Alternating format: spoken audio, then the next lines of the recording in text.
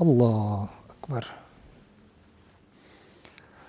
Осылай сіз таң намазын оқып тұрған кезде соңғы отырысқа отырмай, үшінші рәкатқа тұрып кететін болсаңыз, бесін екінті құптан намаздарында бесінші рәкатқа тұрып кетсеңіз, соңғы отырысқа отырмай, ақшам намазында соңғы отырысқа отырмай, төртінші рәкатқа тұрып кететін болсаңыз, және осы тұрып кеткеніңіз, артық рәкатқа тұрып кеткеніңіз, Фатиха сүресін оқып тұрғанда, не болмаса қосымша сүре оқып тұрғанда, болмаса рукіде тұрғанда, рукіден басыңызды көтерген кезде, яғни сәждеге бармайынша есіңізге түсетін болса, сіз бірден сол есіңізге түскен сәтте отыра қаласыз.